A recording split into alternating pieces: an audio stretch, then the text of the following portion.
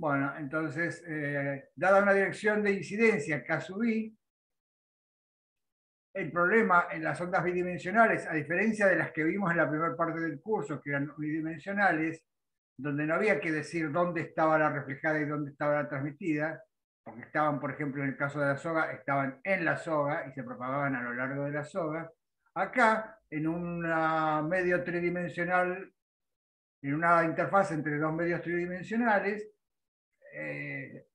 uno fija la dirección incidente, pero para que se satisfagan las condiciones de contorno no sabe dónde tiene que poner la onda reflejada y la onda transmitida. O sea, no solo no sabe en qué dirección tiene que viajar la reflejada y en qué dirección tiene que viajar la transmitida, sino que además no sabe cuáles son las amplitudes de la onda reflejada y de la transmitida, estas amplitudes que están acá. ¿Sí? Fíjense, o mejor piensen, a ver si pueden responder, si la descripción geométrica nos hablaba de las amplitudes de esas ondas. Creo que no, solamente nos nunca decía la hablaba de dirección. energía. Claro, hay que tener claro que la descripción geométrica no nos hablaba de las amplitudes de esas ondas, porque hablar de las amplitudes de esas ondas implicaba hablar de la dinámica de la onda, y para hablar de la dinámica de la onda hay que decir de qué onda se trata.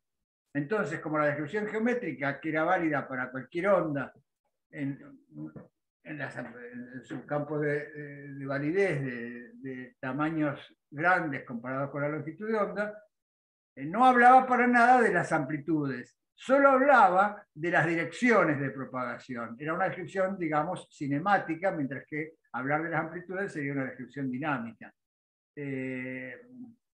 Entonces, con este razonamiento, vamos a ver que vamos a poder decir cosas sobre la dirección de propagación de la reflejada y de la transmitida. La clase pasada vimos que el solo hecho de admitir que se tienen que cumplir condiciones de contorno lineales y en la coordenada y igual a 0, es decir, en la superficie entre el medio verde y el medio blanco acá, entre el medio 1 y el medio 2,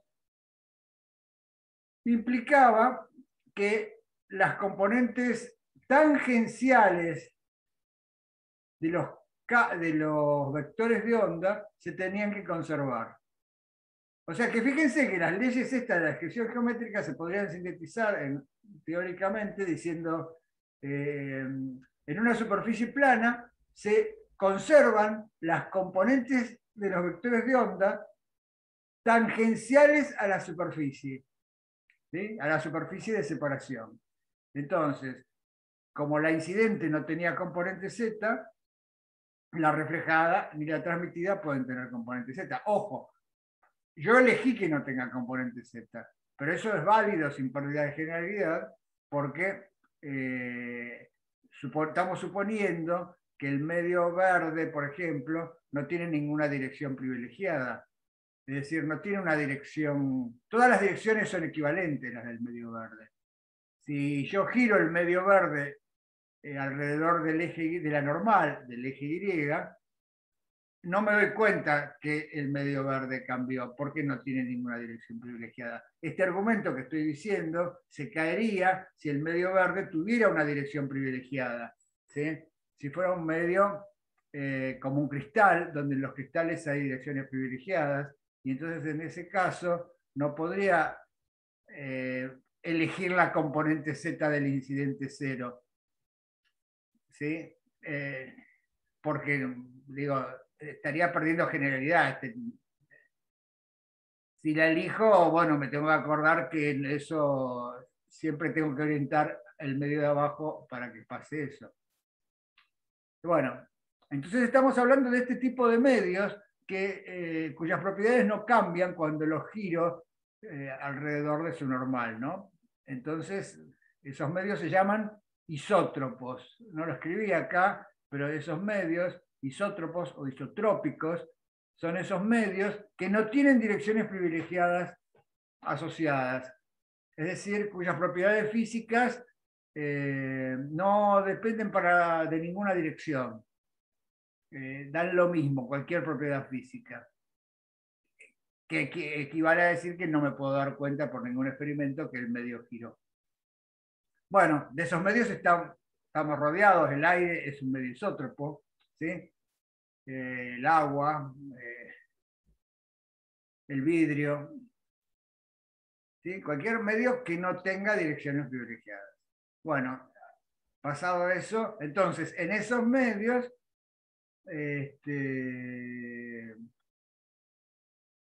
podía elegir, por ejemplo, que el incidente tuviera componente del vector de ondas en z igual a 0. ¿Sí? Fíjense que lo que llamé gamas no son otra cosa que las componentes z de los vectores de onda. ¿Ven? El K incidente no tiene nada en z, entonces el vector K reflejado, que yo le puse en general algo en z, y al transmitido le puse algo en z, en principio porque no sabía, después, haciendo los razonamientos ondulatorios, digo, no puede tener dependencia en z, porque el incidente no la tiene y tengo que satisfacer condiciones de contorno que nunca las voy a poder satisfacer. Por ejemplo, que el incidente más el reflejado sea igual al transmitido evaluado en la superficie. Si el incidente tiene dependencia de z, si el incidente no tiene dependencia de z, el reflejado y el transmitido no lo pueden tener. Es justamente por la ortogonalidad de las exponenciales, ¿no? Que ya vimos en la primera parte del curso. Entonces, si hubiera exponenciales del tipo e a la i algo por z en estas dos ondas evaluadas en y igual a 0,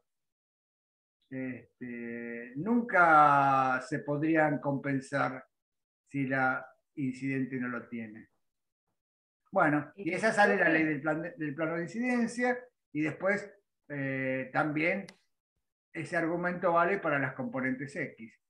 Si la componente X del vector incidente la fijo eligiendo el ángulo de incidencia, resulta que para que se satisfagan las condiciones de contorno, las componentes X del K transmitido y del K reflejado y del K transmitido también tienen que ser iguales, ¿sí? Para que se puedan satisfacer las condiciones de contorno en todo X y no solo en algunos X.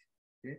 O sea, si acá había funciones periódicas en X con un periodo asociadas a la incidente y hubiera funciones periódicas en X con otro periodo asociadas a las reflejadas y las transmitidas, ¿sí? Imagínense que acá hay funciones periódicas que se cortarían solo en ciertos puntos. Entonces no se podría satisfacer las condiciones de contorno para todo X, y de ahí sale la ley de la reflexión y la ley de Insal. Profe, Sí. a mí me había quedado eso de la clase pasada. No terminé de entender cuando hablamos de las condiciones de contorno a cuáles nos estamos refiriendo en 3D.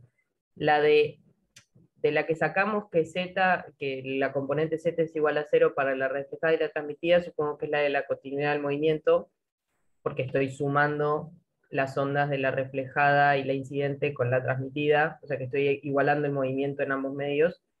Sí. Pero, ¿y la otra? ¿O es la misma? Es la misma. Va a haber dos en general. ¿Sí? Va a tener que haber dos, como la que van a implicar la función de ondas y la derivada. Nosotros vimos varios ejemplos de condiciones de contorno en una soga que implicaban que involucraban a la función de ondas y a la derivada, ¿no? Candelaria, ¿sí? Sí, sí. Bueno, entonces, este razonamiento es un poco, a veces cuesta convencerse un poco, porque justamente este razonamiento se basa en admitir solamente que hay condiciones de contorno y no especificarlas, porque justamente la descripción geométrica no dice qué onda se trata. Si nosotros dijéramos de qué onda se trata, tendríamos que especificar qué condición de contorno es. No importa, solo admitamos que se cumple, que hay condiciones de contorno lineales, ¿no? Entonces, es válida, muy válida tu duda, porque decís cuáles, y nunca las especifiqué, ¿sí? Pero solo pienso que voy a tener que igualar la función incidente, la función de ondas asociada a la onda incidente y la función de ondas asociada a la onda reflejada, la voy a tener que igualar con, o hacer que sea proporcional, o no sé, porque depende de cada onda, a la función de ondas asociada a la onda transmitida. En general, si esto fuera un desplazamiento, sí diríamos que el desplazamiento medido del lado de arriba es igual al desplazamiento medido al lado de abajo, y en ese caso lo escribí acá para fijar ideas, ¿sí? Para fijar ideas, por ejemplo, es esta sería, ¿ven? Esta no la llegamos a ver a la clase pasada. Por ejemplo, diríamos que la función de onda incidente más la reflejada, es decir, toda esta suma sería el desplazamiento del lado de arriba, tiene que ser igual al desplazamiento medido del lado de abajo, del mismo punto. Este RP es un punto, es un vector que apunta a cualquier punto de la superficie, porque esta condición vale en la interfase. ¿Sí? Claro. Ok, perfecto. Entonces, claro, ven, el RP está en el plano XY, o sea, en el plano Y igual a 0. En el plano Y igual a 0. Entonces, fíjense, entonces yo acá tendría, esto lo escribí acá, tendría A0i por un e a la i alfa i x. Y acá tendría una función de x y de z. ¿Sí? Pero como las exponenciales imaginarias, e a la i algo por x son ortogonales por Fourier, ¿no? Entonces, la única condición para que se pueda ajustar esto, ¿no? Porque esto imagínate que es algo que va variando a lo largo de x con un periodo que tiene que ver con el alfa i. Mientras que acá hay una función que está variando en x con un periodo que tiene que ver con alfa r, específicamente sería 2x sobre alfa r. Y acá hay una función en x que varía con otro periodo. Si estas funciones varían con distinto periodo, nunca vas a poder ajustar esta igualdad para todo x. La única manera que puedas ajustar esta igualdad para todos x es que las exponenciales se simplifiquen. ¿Sí?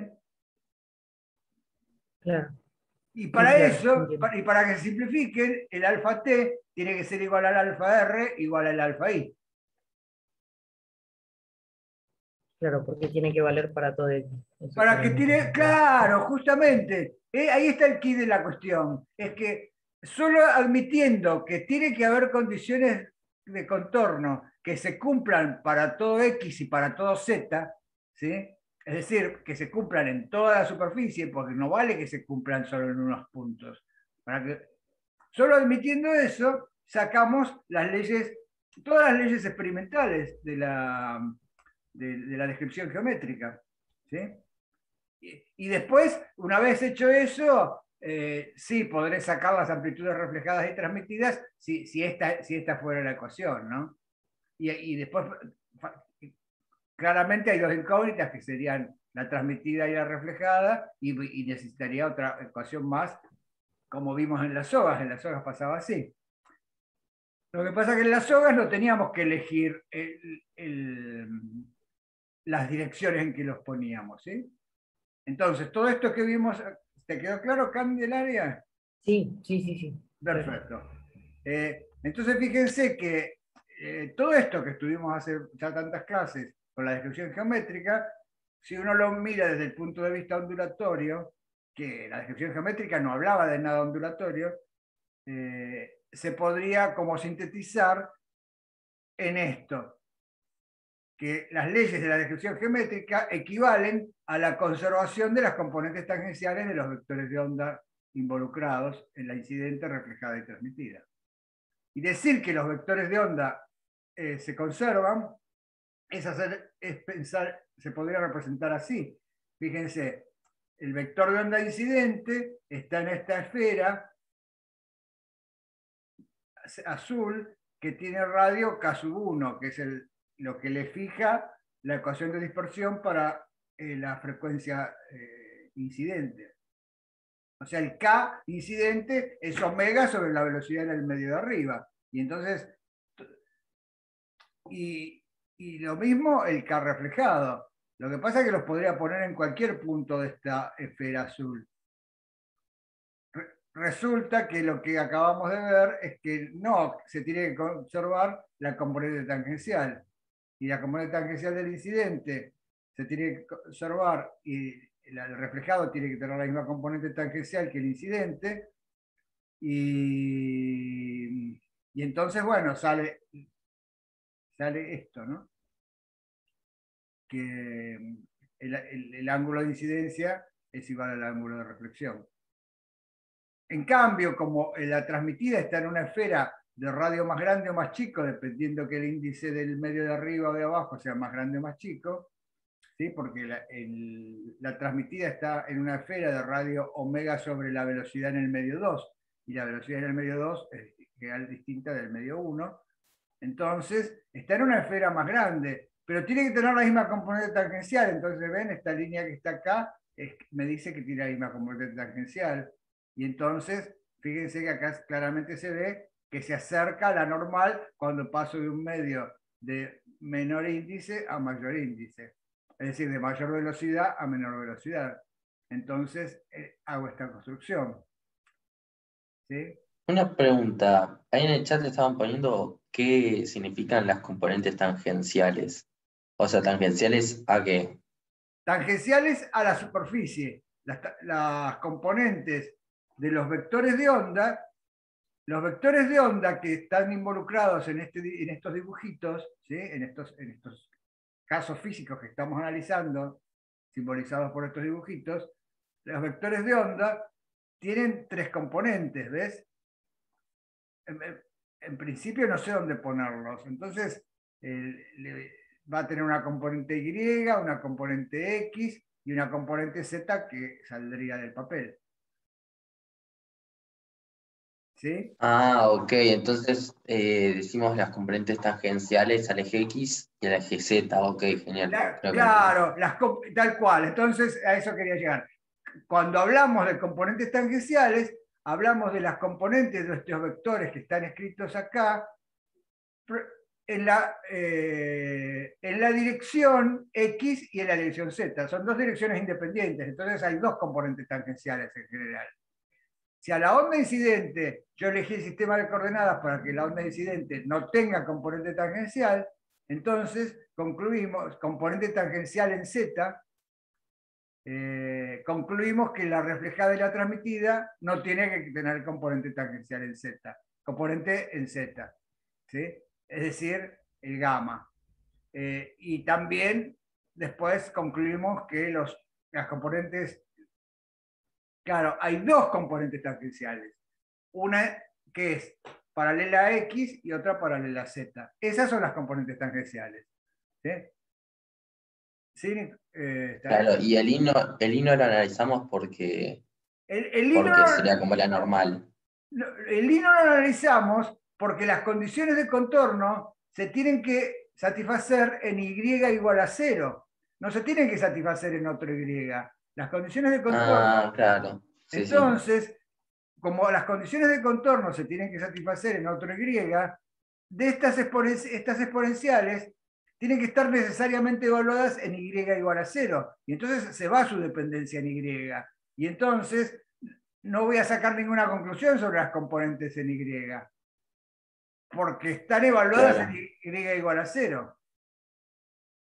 Claro, también se podría interpretar, capaz para no verlo tanto como una regla de que hay que igualar las componentes tangenciales, sino como un tema de continuidad, ¿no? En igual a 0 podemos igualar las posiciones en base a la posición y el tiempo, y de ahí solo vamos a tener que ir separando entre X y Z, ¿no? Claro, lo que pasa es que como el mismo razonamiento vale, fíjate que hay dos incógnitas que en una descripción ondulatoria faltaría calcular, que son las energías, o sea, las amplitudes asociadas a la reflejada y a la transmitida, que la descripción geométrica no nos hablaba de eso, ¿no? Claro, sí, sí, perfecto. Entonces, no, si bien yo acá lo conté, yo hablé de una sola de las condiciones, pero nos tenemos que dar cuenta, una vez que entendimos ya todos estos símbolos que están acá, que hace falta otra condición más, que yo no la escribí. Yo acá la escribí como si fuera la continuidad de la función.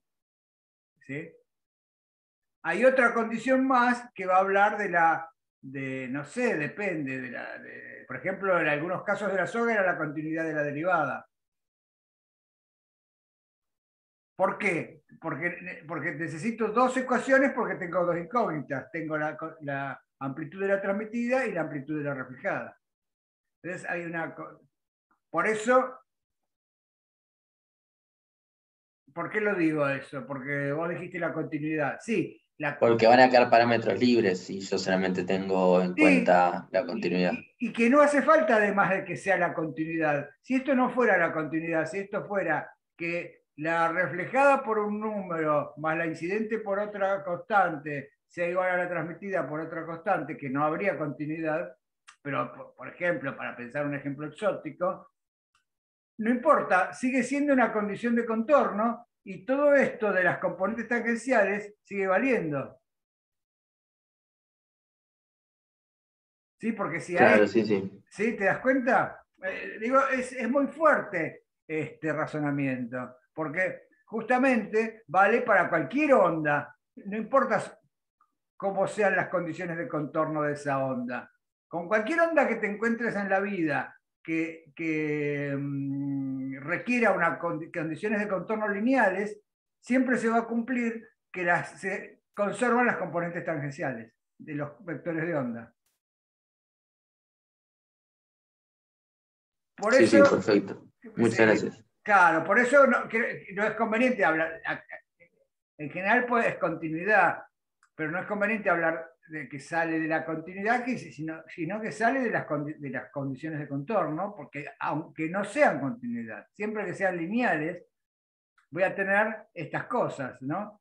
Estos dibujitos. O sea que quiero que los manejen porque fíjense que todos entienden estos dibujitos. Sí. Una ¿Sí? pregunta, profe, ¿siempre tienen que ser lineales las condiciones de contorno para una onda? Bueno, para que valgan este razonamiento, tienen que ser condiciones de contorno lineales. ¿Sí? Pero Si, ¿existen algunos tipos más exóticos diferentes? bueno, si estuviéramos en problemas no lineales, podría ser algo exótico, pero estaríamos hablando de problemas no lineales, con ecuaciones de onda de lo mejor no lineales ya. Y nosotros en el curso nos vamos a restringir a fenómenos lineales. ¿Sí? De hecho, estamos usando la linealización, la aproximación de pequeñas oscilaciones, todo eso es que Oh, como... muy bonito. Claro, me da lineal, todo lineal. Entonces, Pero, perdón, una pregunta. O sea, yo no me queda claro que sería una condición de contorno no lineal. que involucrara a la función al cuadrado, por ejemplo. Ah, ok, perfecto, sí, sí. Era una pava, genial. ¿Sí? O que involucrara, claro, que la función al cuadrado de un lado sea, no sé, si se involucra la función al cuadrado, esto se cae también. Sí, sí, sí, perfecto. ¿Sí? Claro. Hay muchos, bueno, el péndulo, por ejemplo, si resolviéramos el problema de los péndulos acoplados, pero sin la aproximación de ángulos pequeños, llegaríamos a cosas no lineales. ¿Sí? Esas cosas no las estudiamos en este curso. Bueno, Problema para más adelante. problema claro, problema para hacer. O cuando veamos el caso de luz, si ustedes tienen un problema donde la intensidad de la luz del láser es muy grande, entonces también el medio no se va a comportar linealmente. Porque, bueno, se va a comportar tan poco linealmente que hasta se puede quemar si ilumino con un láser muy potente. ¿Sí? Y bueno, y deja de ser el medio que yo tenía. ¿Se dan cuenta? Eso sería un comportamiento no lineal. Algo que no sea una cosa que se queda oscilando y sigue manteniendo su identidad. De paso, bueno, acá me voy un poco, pero de paso fíjense que en problemas no lineales la frecuencia no se tiene por qué necesariamente conservar como se conserva acá. En problemas lineales, las frecuencias de la onda reflejada, incidente y transmitida es la misma, le puse la misma frecuencia porque estábamos en el forzado estacionario, ¿no? Y entonces la frecuencia de las tres cosas son las mismas. ¿Por qué? Otra manera de verlo es porque las condiciones de contorno se tienen que satisfacer no solo para todo XZ, sino también para todo T. Y entonces, por la ortogonalidad de las exponenciales e a la i omega t o e a la menos i omega t, la única posibilidad es que las frecuencias sean la misma. Entonces vamos a ver que en los problemas lineales de la vida cotidiana, donde la luz se refleja en superficies y la intensidad es pequeña, la amplitud, digamos, de esas ondas incidentes es pequeña comparada con las amplitudes que destruyen, que hacen, por ejemplo, que arrancan un electrón del átomo, ¿sí? En esos casos, si esto era luz roja, esto es luz roja y esto es luz roja. La frecuencia de la luz cambia.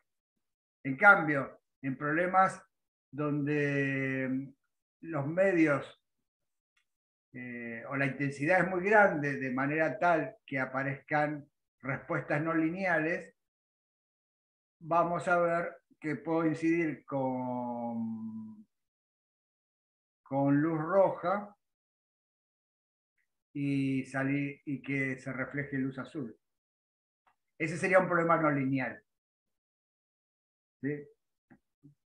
Esos problemas no los estamos viendo. Ahí cambiaría la frecuencia también. Bueno. Ahora, volviendo a este dibujito, yo quiero que lo entiendan bien porque este dibujito me permite entender la reflexión total en el marco ondulatorio. ¿Sí? Porque, bueno, en este dibujito puse que la velocidad del medio 2 sea menor que la velocidad del medio 1. Es decir, que el K del medio 2 sea mayor que el K del medio 1. Porque K es omega sobre la velocidad. Y entonces, siempre, fíjense que lo más que puede pasar es que la onda incidente venga casi rasante a la superficie y entonces la componente tangencial casi es el radio de la esfera de arriba. Y entonces, si es casi el radio de la esfera de arriba, no importa, acá hago una línea, prolongo y llego a una intersección, acá hay una onda transmitida. En cambio, si la velocidad del medio de abajo es mayor que la velocidad del medio de arriba, es decir, si el índice de arriba es mayor que el índice de abajo, ¿sí? La esfera que está asociada a la onda transmitida tiene radio menor. Entonces, hay una inclinación límite que es cuando la componente tangencial de la onda incidente es igual al radio de la esfera que le corresponde a las ondas transmitidas. ¿Sí? En ese caso, fíjense que ese caso sería el de reflexión total. Ahora, cuando el ángulo es mayor que la reflexión total, fíjense que entonces uno vendría por acá con una componente tangencial de la onda incidente mayor que el radio de la esfera de abajo. Y entonces, como se tiene que conservar la componente tangencial, fíjense que no hay intersección en la esfera de abajo. Claro, no hay intersección.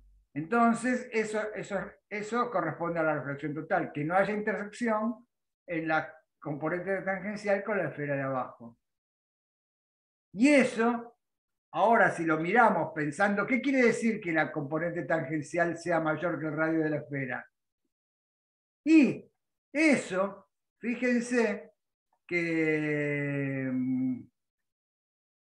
la componente tangencial sea mayor que el radio de la esfera, ¿sí? Quiere decir que la componente Y de la que hasta ahora no hablamos, que es la raíz cuadrada del radio de la esfera menos la componente tangencial al cuadrado, ahora va a ser imaginaria, porque va a ser la raíz de un número negativo. Entonces vamos a tener una componente imaginaria en la componente Y del vector de ondas de la onda Claro, transmitida. tal cual. Entonces esa es la conclusión, que acá se entiende. Se entiende por más que sea imaginaria. Decimos, bueno, mirá, ¿sabes lo que pasa? Que como, miren esta ecuación, ¿no? Que es el de la transmitida. Y estamos hablando de que gamma ya era cero, ¿no? Y entonces ahora decimos que la componente tangencial, como se conserva, es más grande que el radio de la esfera de abajo, que sería K sub 2. ¿Sí?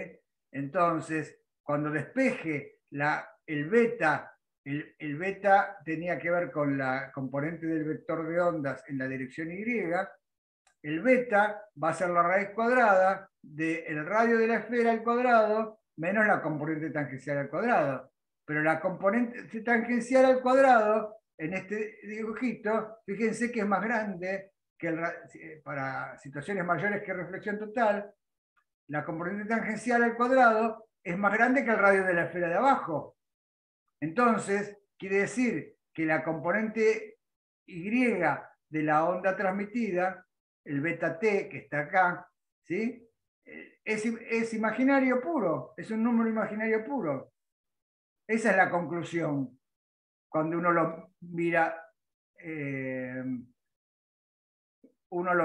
desde el punto de vista ondulatorio. Entonces, tenemos una onda que no se propaga en Y. Es una onda que decae exponencialmente en Y, porque sigue teniendo E a la I beta Y, porque el K transmitido tiene componente beta en Y, pero la componente beta es imaginaria pura, entonces el I con el I me da un -1, y entonces en su dependencia en I, esta función es una función exponencial decreciente en Y. ¿Sí? Y entonces, por eso, la reflexión total en el marco ondulatorio, cuando la vemos en detalle, nos dice que en reflexión total, en el régimen de reflexión total, el medio de abajo se comporta como un medio reactivo. No deja que la onda entre. Deja que entre, sí, pero cada vez se va atenuando más en Y. Mientras que en X sí se puede propagar, pero en Y no. Otra manera de verlo es con los senos y cosenos, como está puesto acá, pero ahora me doy cuenta, digo, es complicado.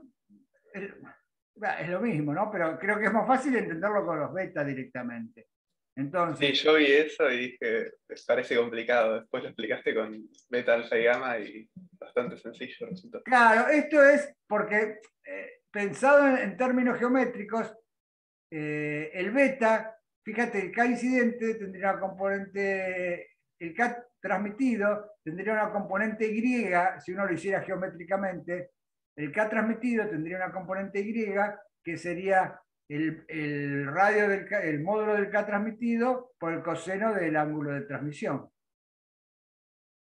¿sí? Este sería θt. Sí, acá está, mira, θt. Entonces, por el coseno de θt sería la componente del vector de ondas en Y. ¿Sí? Entonces, prestemos la atención al coseno de θt. ¿Por qué? Porque el coseno de θt tiene que ver con la componente normal del vector de onda transmitido. Y eso acá lo escribí así. Vamos a prestarle atención a θt, pero para saber θt hay que saber θi, por la ley de Imsal. Entonces, la ley de Imsal me dice que el ángulo crítico de reflexión total es n2 sobre n1, el seno del ángulo crítico. Y de esa manera, el seno de θt se puede escribir como el seno de θi sobre el seno de crítico. Esto ya lo vimos, lo habíamos visto. ¿Sí? El seno de θt se puede escribir así. Entonces, esta ecuación que está remarcada, lo que me dice es que si θi es menor que el triángulo crítico, el seno de θt es menor que 1. Y entonces, si el seno de θt es menor que 1, el coseno de θt es real, es este primer renglón de acá. Porque si el seno de θi es menor que el seno de θ crítico, el seno de θt es menor que 1, es un ángulo que lo puedo señalar, lo puedo dibujar. En cambio, si el ángulo de incidencia es mayor que el crítico de reflexión total, esta ecuación me muestra que el seno de θt es mayor que 1. Y si el seno de θt es mayor que 1, como el seno cuadrado más el coseno cuadrado es igual a 1, el coseno de θt es imaginario puro. Esta es otra manera de pensarlo. Si el coseno de θt es imaginario puro, el coseno de θt es el que está en la exponencial asociado a la Y. Entonces, esto es otra manera de pensarlo, ¿no? Entonces, esta onda se la llama onda evanescente. Entonces, esto cierra eso que no entendíamos de la descripción geométrica del todo, lo aceptábamos porque era así experimentalmente, pero cuando lo pensamos en la descripción geométrica decimos, mira, esto es que el medio de abajo se está comportando reactivamente cuando el ángulo de incidencia es mayor que el crítico. ¿Sí? Y a esta onda que decae en la dirección Y, ¿sí? Se la llama onda evanescente. Y entonces esta onda evanescente... ¿Sí? Perdón. No, pero preguntame. De esa onda, la parte de I entiendo que el coseno de θt es imaginario y por eso me queda una exponencial que decae. Pero, ¿qué pasa con la componente en X? Sí, Esa onda. la componente en O sea, es X la que... sigue estando, Ujú. es real porque se tiene que conservar igual al incidente. Quiere decir que si yo acá tuviera un detector, vería que hay una periodicidad asociada a la componente, a la onda transmitida, una periodicidad en X. La misma es como la que determina la periodicidad y la otra parte es la que me determina el decaimiento de la amplitud. Claro, la parte en X me va a determinar la periodicidad a lo largo de la superficie, que tiene que ser la misma periodicidad que traía la incidente, por lo que discutimos antes. Claro. Mientras que la componente en Y, lo que me determina, al ser imaginario, me determina una distancia de decaimiento, porque con todo comportamiento reactivo aparece una distancia de decaimiento, que es la distancia en que la perturbación decae a 1 sobre E, su valor que tenía antes. Por ejemplo, si en I igual a 0 tenía el valor asociado con la amplitud transmitida, cuando la exponencial valga 1, cuando el argumento de la exponencial valga 1, ¿sí? Te va a quedar, eso va a suceder para un Y, ¿sí?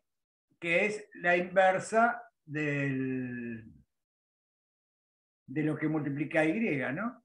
Cuando Y por algo vale 1, Y vale el 1 sobre algo. Y entonces ese 1 sobre algo, ese es 1 sobre delta que está acá. Es la distancia de penetración, es lo que se llama distancia de penetración. Igual que los péndulos acoplados en el régimen reactivo. ¿Sí? Fíjense que hay una distancia de decaimiento de la onda. Y entonces, por eso, se puede tener la reflexión interna frustrada.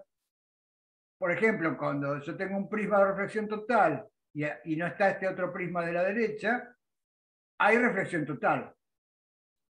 Pero si ahora empiezo a acercar un prisma desde el lado derecho hasta el primer prisma, cuando la distancia entre estos dos prismas sea comparable con esta distancia de decaimiento, entonces la colita de la exponencial va a empezar a inducir movimiento en este prisma. ¿Sí? O va a empezar a inducir realmente algo, perturbación en este otro prisma. Y entonces se va a destruir la condición de reflexión total. Va a empezar a pasar algo para acá. Y en el caso límite, en que estén pegados, bueno, vas a seguir todo de largo. Pero así se diseñan estos prismas que una vez les mostré, que eran los prismas, los divisores de haz. ¿No? Entonces, graduando la distancia entre estos dos prismas, diciendo qué pegamento tengo que poner acá, de qué índice tiene que valer, y todo eso, puedo como destruir la condición de reflexión total. Por eso se llama reflexión total frustrada. ¿Sí? Y es esa reflexión total frustrada que, bueno, que es la base de las pantallas táctiles también, ¿no? Y bueno, entonces con esto se cerraría lo último que quería contarles de la descripción geométrica, que ya es salirse de la reflexión geométrica, pero es como cerrar el círculo de que miren, todo lo que vimos en la primera parte con ondas, después lo empezamos a ver con una descripción, con una aproximación que se llama descripción geométrica, que no hace referencia a las ondas, y nos quedaba sin entender lo de reflexión total. Ahora, bueno, nos quedamos más satisfechos de que, mira, la reflexión total en realidad lo que es no es otra cosa que un comportamiento reactivo del medio de transmisión en determinadas condiciones. ¿En qué condiciones? En las condiciones en que la periodicidad que le impone la onda incidente a la superficie supera a las periodicidades que puede proveer, supera al radio de la esfera de vectores de onda del medio de abajo. ¿Sí? Bueno, entonces sí, chao, descripción geométrica. Y vamos a empezar un tema nuevo. ¿Sí?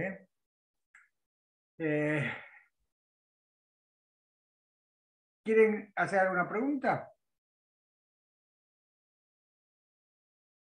¿O le decimos chao? Un descanso. No, me parece que ya nos trajo suficientes problemas, hay que decirle chao a la descripción geométrica. Bueno, chao, descripción geométrica, chao, chao. Hay que decirle chao tan fuerte que no va a entrar en parcial. Bueno, los parciales, los problemas más fáciles de hacer son los de descripción geométrica. Claro, o sea, yo no la trataría tan mal. Puede ser mi amiga, no pasa nada. Pero No, son no. los menos interesantes. La vamos a seguir usando a la descripción geométrica porque nos va a dar, cuando queramos ver comportamientos cinemáticos sobre propagación y no nos interese la energía, vamos a recurrir a la descripción geométrica. Y también en la segunda parte del curso vamos a recurrir a la descripción geométrica porque vamos a estudiar apartamientos de la descripción geométrica. Vamos a estudiar la difracción. Entonces vamos a tener que tener muy presente la descripción geométrica. O sea que tanto chau no le vamos a decir, pero bueno, es como que bueno, basta de Snelles, de Insals y de todas esas cosas y vamos a pasar a un nuevo aspecto, ¿sí? Como una unidad temática de la materia que hace referencia, ¿sí? Entonces acá se viene un cambio de tema, vamos a irlo sumergiendo de a poquito en este cambio de tema que tiene que ver con algo que hasta ahora no vimos, nos hicimos los tontos hasta ahora. No quisimos verlo, aunque lo tuvimos, porque estudiamos un montón de cosas en SOGAS.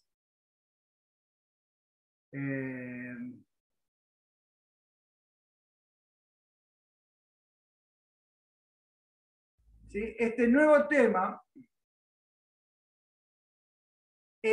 tiene que ver con el carácter vectorial de ciertas ondas, que hasta ahora no lo tuvimos en cuenta. Siempre hablamos de ondas, pero nunca reflexionamos sobre ciertos comportamientos ondulatorios donde la perturbación es un vector. ¿Sí? Es más, en el caso de la soga, la perturbación es un vector. Lo que pasa que como hacíamos los dibujos en un plano, en el plano del papel, de la transparencia, no nos importaba mucho. Pero ahora vamos a ver, ahora nos vamos a interesar en ese comportamiento vectorial. Y entonces, hablar de comportamiento vectorial necesariamente implica hablar de ondas transversales. ¿Sí? Porque las ondas longitudinales, ¿se acuerdan que eran ondas longitudinales y ondas transversales? Sí, las ondas longitudinales tipo un gas y ondas transversales tipo una cuerda. ¿Y cómo las O sea, describirías? las transversales eran las que se movían, las que formaban ondas, iban de arriba para abajo. No iban en la dirección de la propagación, o sea, no iban, o sea, lo que se movía no era en la dirección de la propagación, en las transversales. Y en las Perfecto. longitudinales era lo mismo. Claro. Entonces, como para todos que quede claro, en las ondas longitudinales, la perturbación, sea lo que sea, lo que llamemos perturbación, por ejemplo acá sería la compresión del resorte, fíjense que está en la misma dirección en que se propaga la onda. Esto es lo que pasa en el sonido, ¿sí? La presión es un escalar, o sea, no hay que hablar de dirección, entonces es una onda longitudinal. En cambio, si yo estoy flotando en el agua y viene una ola, la ola viaja en una dirección y cuando pasa la ola me sube y me baja en la dirección perpendicular. ¿Sí? Entonces, esto es una onda transversal. Una onda transversal es una onda en la que la perturbación, sea lo que llamamos perturbación, es perpendicular o transversal a la dirección de propagación de la onda. Entonces, fíjense que hay que tener en cuenta una dirección que es la de propagación y otra dirección que es la de perturbación. En las ondas transversales, ¿qué onda transversal estudiamos en el curso mucho, hasta el cansancio? Cuerditas. Las perturbaciones en las cuerditas. Claro, perfecto. Cuerditas. ¿Y por qué no tuvimos en cuenta el carácter vectorial de las cuerditas? Porque estábamos viendo la ecuación de ondas un D. ¿La ecuación de ondas? Un D. Sí, pero aunque sea un D. ¿Por qué no? Porque un D es una... El primer punto, que sea un D o 2D, no importa para la definición de transversal. Porque las considerábamos inextensibles.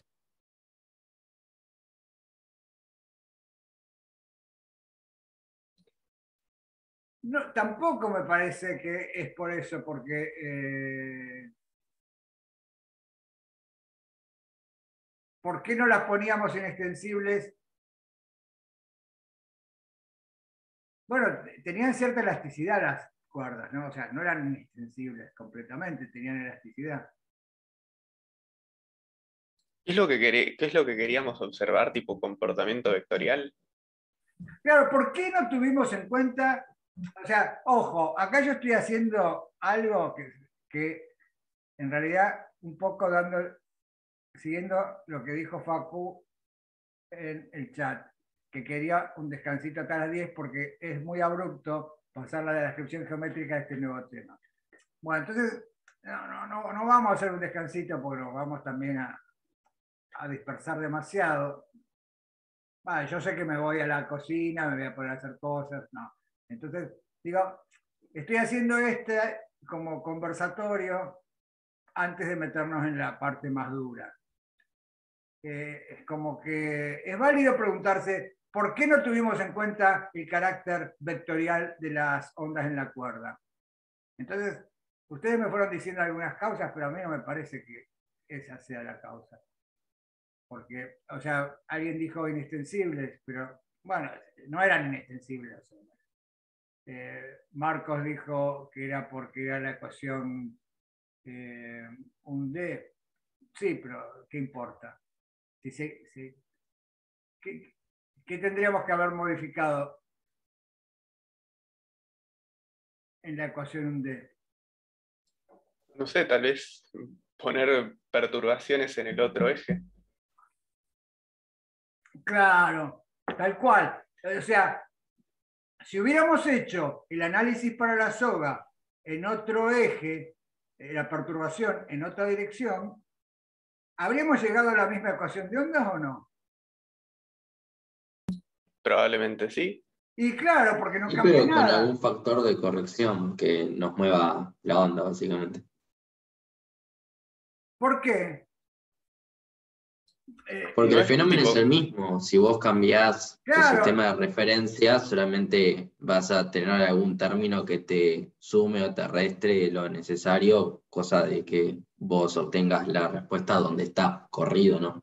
claro, pero ni siquiera, yo lo que quiero que vean es que ni siquiera es factor de corrección. Si esta lapicera es la dirección de la soga, yo estaba analizando desplazamientos que estaban en este plano, ¿sí? Es decir, que lo que tenía era perturbaciones, lo que tenía era perturbaciones que estaban en esta dirección, ¿sí? Ahora, me estaba olvidando de perturbaciones que estén en esta dirección, por ejemplo, perpendicular al papel. ¿Sí? Pero yo podría decir que si la soga, si no hay gravedad, yo ahora podría poner el papel en la dirección, en esta dirección. ¿Sí? Y la dirección perpendicular que lo ponía antes, y estoy analizando lo mismo. O sea que la ecuación de ondas tiene que ser la misma. No sé si me siguieron en ese razonamiento. Porque Y sí, profe, sí, perdón, este comentario que ya no tiene nada que ver con nada, pero en el caso, nosotros hicimos algunos problemas que no eran casos discretos, no en el límite continuo, pero por ejemplo, en las hornallas estudiábamos oscilaciones en más de una dirección y llegábamos a resultados que los movimientos se podían estudiar por separado, que era lo mismo que estudiarlos en una sola dirección y sumarlos. bien. En ese caso estaban estudiando ondas transversales, claro. Transversales a las hornallas esas. Y entonces y se daban cuenta, lo que pasa que eran sistemas bidimensionales y entonces las ecuaciones de ondas, si bien se planteaban distinto, con las aproximaciones llegaban a lo mismo, pero eso sería más que yo tuviera un... Si esta era la hornalla, ¿no? El plano de la hornalla, es como que yo estudiaba oscilaciones perpendiculares a la hornalla, a la dirección que se podía propagar la perturbación, y también estudiaba perturbaciones en el plano de la hornalla.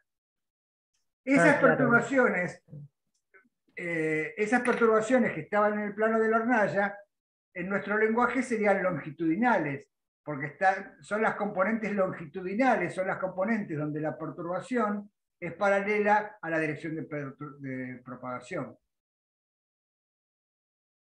No, claro, entiendo. No, seguía faltando una dirección. Claro, Que no entonces estábamos estudiando. seguiría faltando. Ahora nosotros vamos a hablar de que si esta es la cuerda, hasta ahora le prestamos atención a esta componente, ¿sí? Y decimos, ¿y esta otra componente así? Y decimos, bueno, giremos todo y pongamos el plano y la otra componente va a satisfacer la misma ecuación. Entonces, ¿cómo voy a escribir el movimiento? Claro, y hasta ahora no lo hicimos eso. No lo hicimos porque, nada, porque teníamos que trabajar con vectores, pero en el fondo, si bien nunca lo discutimos, el razonamiento que está atrás es, y bueno, pero es lo mismo, analizar la componente Y, llamémosla, o analizar la componente X, que sería perpendicular a la transparencia, es la misma ecuación. Entonces, ¿para qué me voy a complicar ahora escribiendo vectores? Sigo escribiendo la componente Y y seguimos todo el curso con la componente Y. Entonces, fíjense que el nuevo tema se podría plantear también como diciendo, pero ojo, ¿qué pasa cuando tenemos en cuenta el carácter vectorial de esa onda? Y bueno, cuando tenemos en cuenta el carácter vectorial, y ahora me dejo de charla, y entonces, cuando tenemos en cuenta el carácter vectorial de esa onda, fíjense que entonces tendríamos que escribir que la función de ondas asociada a la cuerda, si la cuerda está en Z, ¿sí? Y entonces las ondas se propagan en Z, y si la onda en la cuerda es una onda transversal, la función de ondas, la perturbación asociada a la perturbación en la cuerda, si la cuerda está en Z, tiene una componente X y tiene una componente Y. ¿Sí? Estas componentes satisfacen la misma ecuación de ondas. ¿Sí? Es decir, tienen la misma velocidad de fase en la cuerda. Pero el vector apunta en direcciones. No siempre voy a poder hacer. Por ejemplo, cuando ustedes agarran una cuerda atada a la pared y la agarran de un extremo y la hacen girar, pueden hacer que la onda se mueva y la perturbación ahí, ¿cómo es? No es en Y, como estuvimos considerando hasta ahora. Un círculo. Claro, parece ser un círculo. ¿Sí? Pero será la única. ¿Y a esa onda cómo la llamamos? Esa onda que es un círculo. ¿Cómo se combinaron X e Y? ¿Cómo se combinaron las componentes en X y la componente en Y para generar ese círculo? O sea, ustedes vieron que hay cosas. Con eso quiero decir, miren, prestemos atención, hay cosas más complicadas que la flechita oscilando perpendicular a la soga y subiendo y bajando. Por ejemplo, hay eso que decía recién, de ver casi una circunferencia. Tipo que están desfasadas. Bueno, eso es lo que vamos a ver. Entonces, este es el tema de la nueva unidad. La nueva unidad que vamos a ver tiene que ver con las consecuencias del carácter vectorial de las ondas. Es decir, vamos a estudiar ondas transversales y vamos a estudiar la única limitación que le vamos a poner, para no alejarnos demasiado de lo que estamos haciendo, es que sean ondas transversales unidimensionales. Es decir, se propagan en Z, pero ahora la novedad es que la perturbación puede estar X y en Y, no solo en Y como hacíamos antes, nada más. Ahora puede haber una cosa que sea, que tenga un vector que no apunte en Y o ni en X, sino que apunte, bueno, en la mezcla de las dos, como ese ejemplo de que la soga da vueltas, ¿sí? Entonces, ¿se entendió entonces en qué tema nos estamos metiendo? Sí, Profe, yo no terminé de entender el tema de la restricción de que sea unidimensional, pero porque yo me imagino una cuerda girando y para mí eso no es unidimensional. La Sí, perturbación, no sé. la, la- la onda viaja solo en la dirección de la cuerda. Y entonces podés describir Ah, toda parte móvil de la cuerda, la podés describir por la posición que tenía en Z en el equilibrio. ok. Y si fueran discretos, la podrías describir cada parte móvil por un solo índice. La parte 1, la parte 2, la parte 3. ¿Sí? Ujú. En ese Ok, ok. sentido, es una onda unidimensional, que depende solo de una coordenada fija en el espacio. Ok. ¿Sí? Igual creo que va a quedar más claro ahora que sigamos avanzando. Pero gracias. Bien. Eh,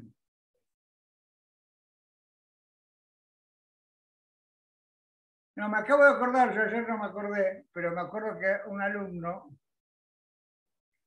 me mandó.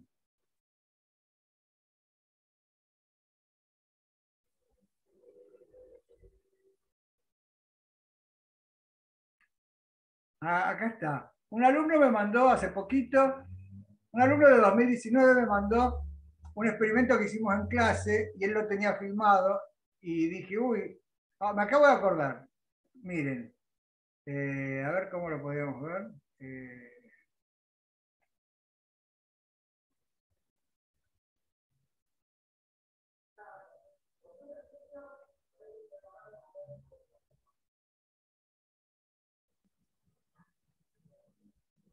estoy viendo con qué. Es una MP4. A ver.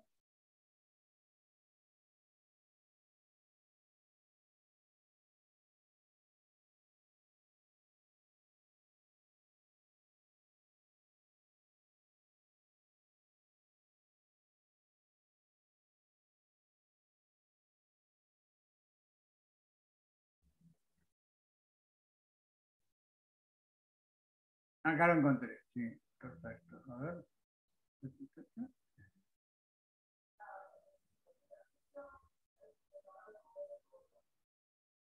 Pero lo tengo que compartir. A ver.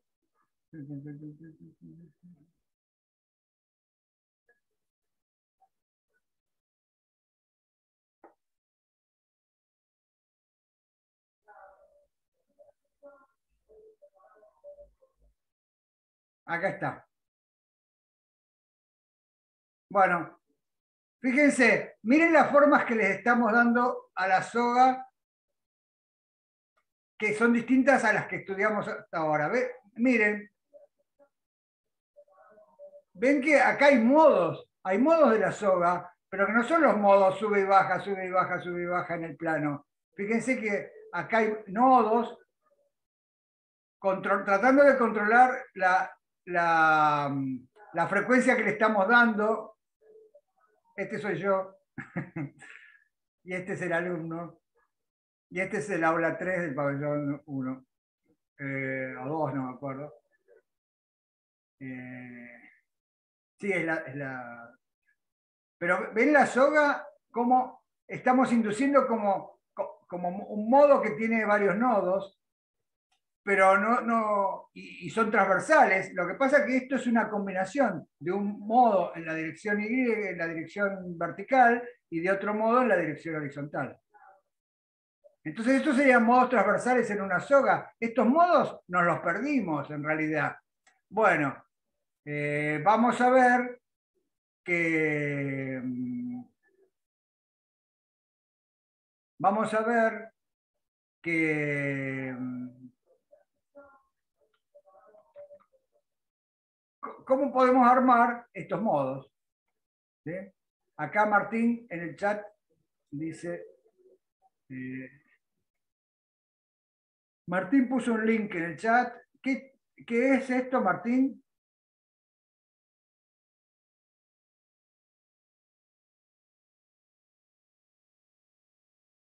Ah, ¿es lo mismo? A ver. Genial, a ver. el video que creo que ya habíamos visto, pero lo habíamos, eh, como que lo habíamos interpretado en un D, pero la soga aparentemente se está moviendo como la del video de recién, como en círculo. Ah, mira. No puedo copiar del chat, no sé por qué. Sí, no, Zoom no te deja copiarlo, tenés que dar clic al link. Es que o sea, ahí se me va a abrir el predeterminado, que tengo 80 ventanas. Sí, a mí me pasa lo mismo, por eso odio Zoom. Ajá. Marcos, está siendo grabado. Todo lo que digas puede ser usado en tu contra. Va a caer una demanda de Zoom diciendo me lo estoy haciendo mala fama. Ahí está, perfecto, bueno, sí. Eh,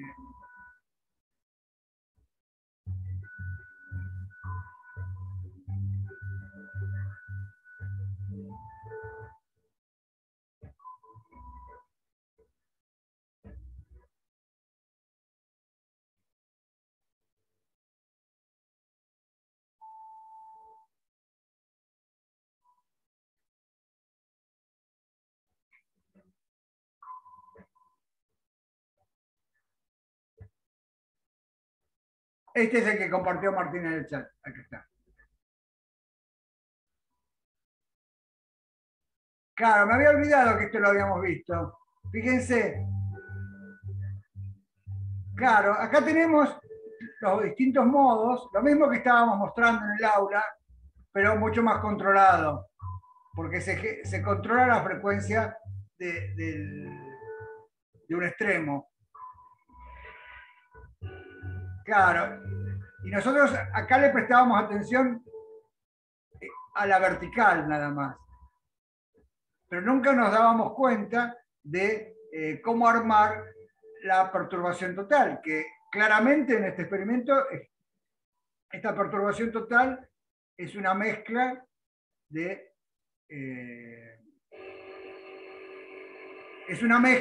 perturbaciones verticales y horizontales. Gracias, Martín. Me había olvidado de esto. Genial.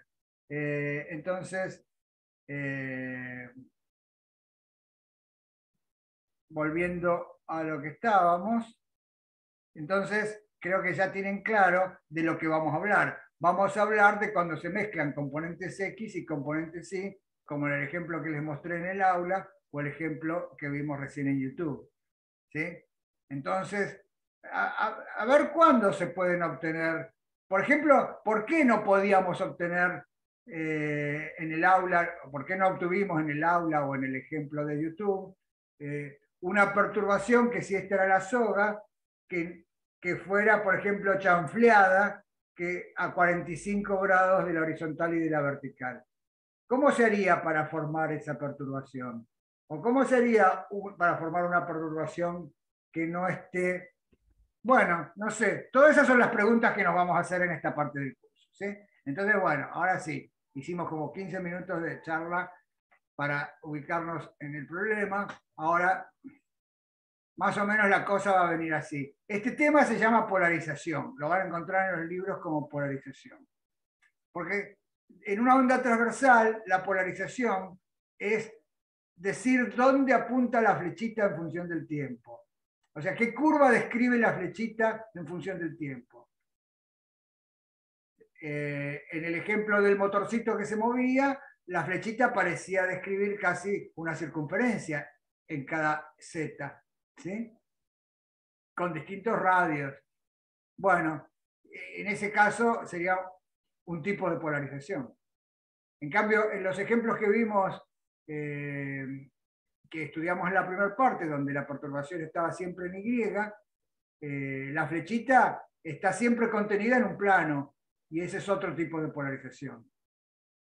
Entonces, como ya lo fuimos introduciendo, vamos a estudiar ondas transversales 1D, pero en medios que sean 1D, 2D o 3D. Y vamos a hablar, lo primero que vamos a hablar es esto, del estado de polarización. Y para escribir el estado de polarización hay que meterse con las ecuaciones de cada onda, de la onda en dirección Y y de la onda en dirección X. Y así vamos a llegar a estados de polarización y creo que este sería el plan de esta clase. Quizá incluso muy ambicioso ahora. Pero bueno, vamos a ver. ¿Empezamos? Dale. ¿O tienen, o tienen alguna duda sobre esto? Yo tengo una duda capaz sobre el concepto de polarización. ¿A qué nos referimos cuando hablamos de polarización? No, bueno, creo que se te va a ir aclarando en el transcurso de la clase, pero cuando hablamos de polarización nos estamos refiriendo en una onda transversal. Si yo me paro en un Z, ¿dónde apunta la perturbación? Vos fijate que en el ejemplo que vimos del motorcito, la perturbación se iba girando porque la soga iba girando. Entonces, claro, ok. Cada dirección va a determinar un estado de polarización, ok, entonces entiendo. si yo me paro en un dado Z y dejo que transcurra el tiempo en ese experimento del motorcito, yo vería que en un instante la perturbación es una flechita que está así vertical y en otro instante la perturbación es una flechita que está, ¿sí? Si la vieran venir, después es una flechita que está así y si ahora pongamos la soga en esta dirección, en la dirección perpendicular, ¿no? Entonces ustedes están viendo y ven que la flechita va girando porque se veía, era muy rápido, pero se veía. Incluso, fíjense que habría que gire para este lado o que gire para este otro. Entonces, hablar de todo eso es hablar de la polarización. ¿Sí, Nicolás? Sí, perfecto. Perfecto, Gracias. bueno. La ley de Malus parece muy ominosa. Ese Bueno, nombre. esto creo que no lo vamos a ver hoy. Esto va a ser para las próximas clases. Este es el plan que vamos a seguir, más o menos. Y esto es lo que vamos a tratar de meternos hoy. Entonces, para eso no hay más remedio que escribir. Por ejemplo, si vamos a analizar ondas transversales un D, la onda transversal un D, por lo que dijimos recién, se tiene que escribir como una componente en X y una componente en Y. Tanto la componente en X como la componente en Y, para el caso de la soga, satisfacen la misma ecuación de ondas, es decir, que la velocidad de fase asociada a las ondas en Y o las ondas en X es la misma, y entonces, si yo considero la más sencilla de todas, que sería la armónica, fíjense que la perturbación en X se puede escribir como una amplitud por el coseno de kz menos omega t. Esto sería una onda progresiva en z, ¿sí? Y que apunta en x. Sería la perpendicular. Y después también había una componente en y. Y esa componente en y también se tiene que escribir como una amplitud en y por una onda progresiva. Y la progresiva es kz menos omega t. Pero acá le voy a poner como que tenga un desfasaje. ¿Sí? Yo esto lo podría haber escrito como en X le podría haber puesto un phi sub X y en Y le podría haber puesto un phi sub Y, pero es complicarlo porque como tengo la libertad de elegir el origen de tiempos o el origen de las zetas, siempre puedo escribir una sin phi, ¿no? Siempre una la puedo escribir como kz menos omega t y la otra ya no. La otra será un coseno de kz menos omega t más phi, y ese phi representa la diferencia de fase entre y x. ¿Sí? ¿Hasta acá se entendió? Entonces, este es el planteo. Yo no entendí. Lo que haces con ese phi es meter las dos diferencias de fase que podría haber solo en una ecuación. Claro, O sea, sí. podrían ir dos por separado, pero metes una sola. Claro, porque uno estaría tentado a ser súper general y escribir, la perturbación más general en X sería una sub X coseno de kz menos omega t más phi sub X. Y la en Y, escribir una sub Y por el coseno de kz menos omega t más phi sub Y. Y entonces uno dice, pero si vos podés elegir el origen de tiempo, entonces ¿por qué no elegís el origen de tiempos para que la que esté en X no tenga phi?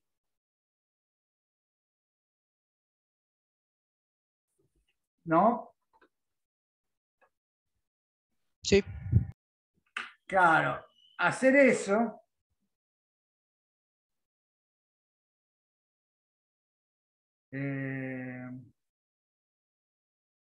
hacer eso.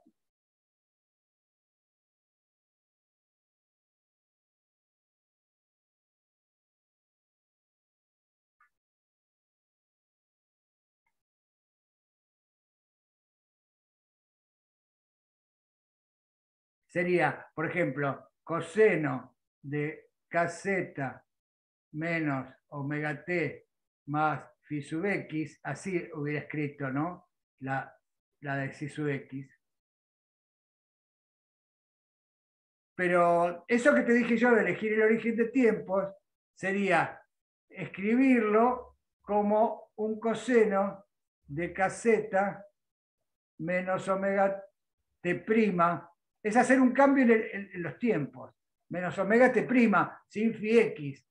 Elijo cuando largo el cronómetro, ¿sí? Mi contador de tiempos, para que, y es t', no empezó como t, está corrido. ¿Para qué está corrido? Para que el coseno no tenga phi sub x. Y entonces, fíjate que de acá, lo que tendría que hacer es que, para que esto sea cierto, el cambio de variable, el cambio de origen de tiempo sería menos omega t más phi sub x igual a menos omega t'. ¿Sí? Y entonces de acá despejaría que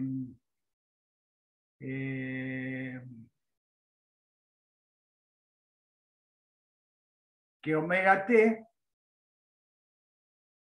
es igual a omega t',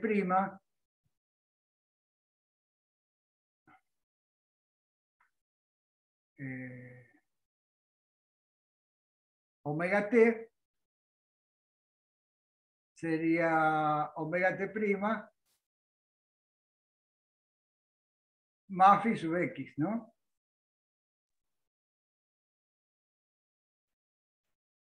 ¿Sí? De acá definí una variable t' y ahora escribo la vieja variable en función de la nueva. Y ahora voy a esto era, ¿se acuerdan? A sub x, y esto era el psi sub x.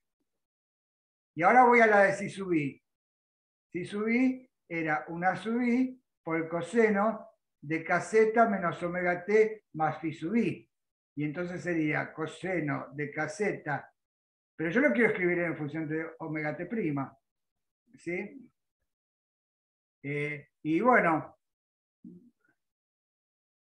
menos omega t' es menos, menos omega t, en realidad, que es la que más me interesa, menos Sí, tipo, lo omega, tenías ahí escrito.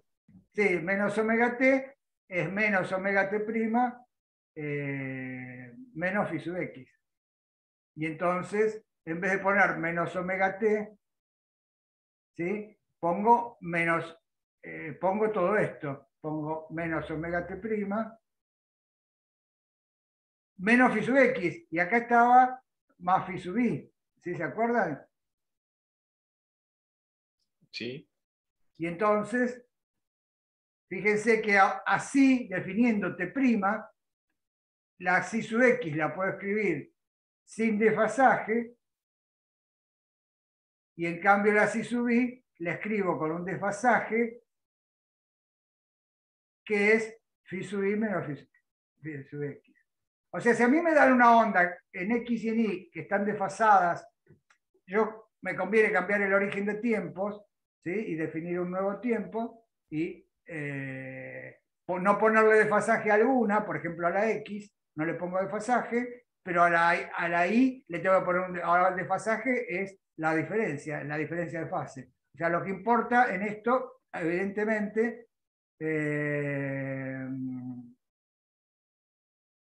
es la diferencia de fase.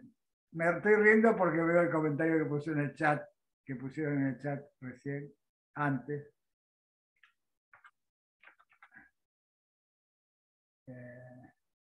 Que no quería abrir porque tenía 100 ventanas abiertas. Sí, es cierto, era eso. Me daba un poquito de vergüenza mostrar que tenía tantas ventanas abiertas.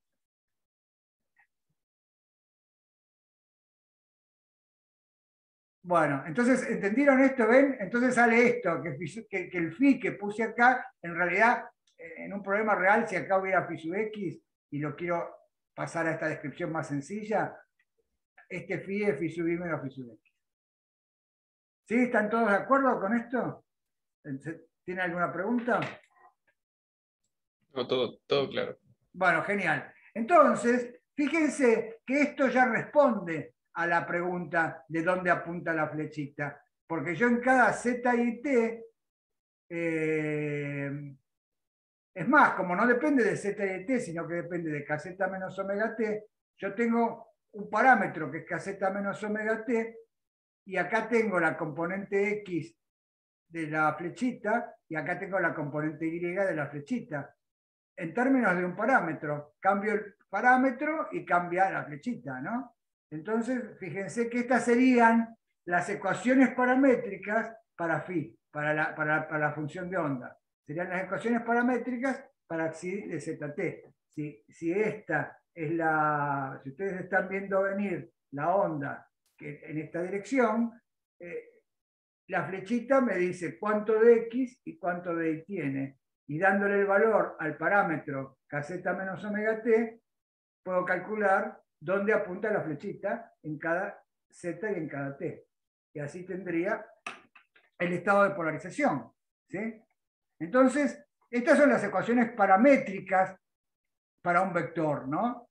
O sea, por ejemplo, si la flechita describiera una circunferencia como parecía en los ejemplos que vimos, ¿sí?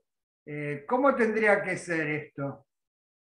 Para que... Una fase con menos pi sobre 2.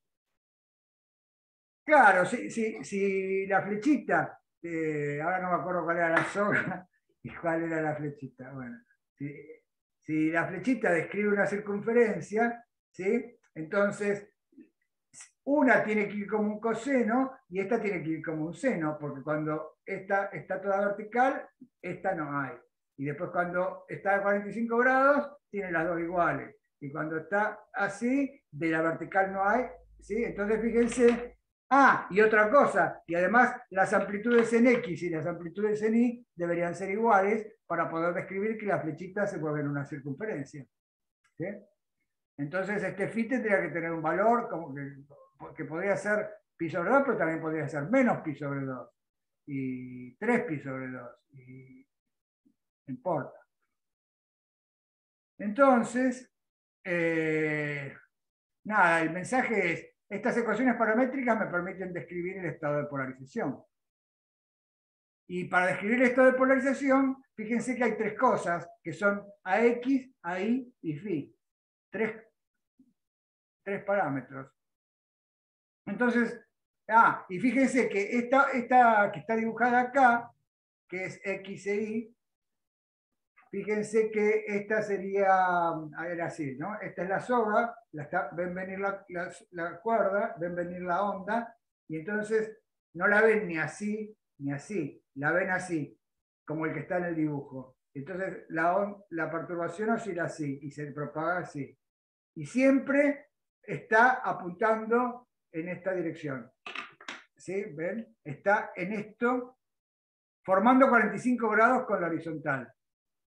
Y siempre cuando la X crece, la Y crece, de manera tal que la perturbación siempre está contenida en un plano.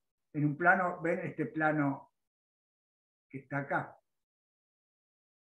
¿Sí? En ese caso, fíjense que si la inclinación de este plano es 45, también a sub x tiene que ser igual a sub y, pero cuando la y crece, la x también tiene que crecer. Cuando la y pasa por 0, la x también tiene que pasar por 0, que no pasaba antes cuando estaban desfasadas pi sobre 2. Y bueno, esa polarización se la llama lineal, o también plano polarizada, porque siempre está contenida en un plano, en este plano.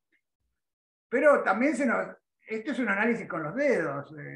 Nosotros quisiéramos algo más riguroso, y para eso lo que vamos a hacer ahora es vamos a obtener una ecuación a partir de la ecuación. A veces conviene trabajar con ecuaciones paramétricas en las curvas, y otras veces conviene trabajar con ecuaciones implícitas o explícitas. Si a mí me dijeran que si sub x cuadrado más si sub y cuadrado es igual a una constante, ¿qué concluirían? Y tenemos un circulíneo. Claro, que la flechita describe un círculo a medida que el parámetro cambia, pero eliminé el parámetro, ¿no? En ese caso eliminé el parámetro. Entonces uno pasa de las ecuaciones paramétricas a las ecuaciones implícitas. Vamos a obtener ahora una ecuación implícita que va a ser esta, se la adelanto, ¿sí? A partir de las ecuaciones paramétricas. Ese es el trabajito que vamos a hacer ahora. De las ecuaciones paramétricas vamos a obtener una ecuación, si fuera posible, explícita, que me diga cómo depende la y de la x o la x de la y. A veces no se puede despejar y se obtiene una ecuación implícita. Entonces, esto es lo que está recuadrado acá. Para ver dónde está, vamos a obtener una ecuación implícita en el caso más general. A veces explícita. ¿Sí? Entonces, acá hay que hacer cuentas. Estas cuentas se reducen a lo siguiente. ¿Cuál era el parámetro? Caseta menos omega t. Claro, es como cuando tienen que en el plano, en coordenadas polares, x es igual a r por el coseno de alfa y y es r por el seno de alfa. El parámetro sería alfa, porque lo pueden eliminar y llegar a una ecuación que diga que x cuadrado más y cuadrado es igual a r cuadrado, y concluyen que esa es la ecuación de una circunferencia. Entonces, fíjense cómo pasamos de una ecuación paramétrica que tenía r y alfa a una ecuación implícita de alguna manera, bueno, casi explícita, que x cuadrado más y cuadrado es igual a r cuadrado. Eso es lo que vamos a hacer, lo que pasa es que acá se nos complica porque aparece phi. Entonces, el parámetro es caseta menos omega t. Y lo quiero eliminar. Entonces, ¿cómo lo podría eliminar? Primero, podríamos usar, tratar de sacarnos el phi de ahí, del coseno. Bien. ¿Podríamos pasar a exponenciales? Sí, podríamos pasar, pero ahora no nos conviene. Me gustaría que lo describiéramos en estos términos. Bueno, entonces usamos el coseno de la suma y después tratar de sumar elevando el cuadrado. Bien, fíjense, ¿sí? El phi, todos están convencidos que molesta. Entonces, yo podría eliminar el parámetro porque podría decir que el coseno de caseta menos omega t es psi sub x sobre a sub x. Y entonces caseta menos omega t sería el arco coseno de psi sub x menos a sub x. ¿Y eso de qué me sirve? Mucho no me sirve porque no tengo el coseno de caseta menos omega t acá en la segunda ecuación. Pero en realidad sí lo tengo si uso la identidad del coseno de la suma, porque este segundo coseno es el coseno de caseta menos omega t por el coseno de phi menos el seno de coseta menos omega t, seno de phi. Entonces, ahí podría reemplazar el coseno de caseta que saqué de la primera ecuación.